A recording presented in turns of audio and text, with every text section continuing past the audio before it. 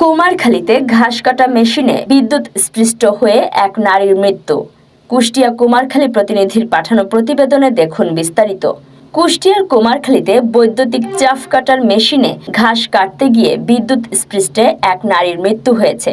শুক্রবার সকালে উপজেলার সদকি ইউনিয়নের দরবেশপুর গ্রামে এ ঘটনা ঘটে। নিহত নারী সদকি ইউনিয়নের সাধুচরণের স্ত্রী অনিতা মণ্ডল, বয়স ৪৫।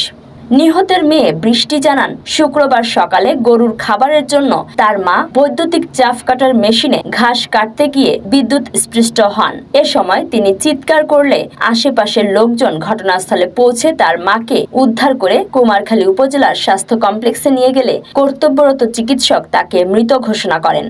কুমারখালী থানার ভারপ্রাপ্ত কর্মকর্তা মোহাম্মদ সোলাইমান শেখ জানান, বৈদ্যুতিক ঘাস কাটা মেশিনে বিদ্যুৎ স্পৃষ্ট হয়ে এক নারীর মৃত্যু হয়েছে। পরিবার এবং এলাকার গণ্যমান্য ব্যক্তিবর্গের অনুরোধে মরদেহ স্বজনদের নিকট হস্তান্তর করা হয়েছে।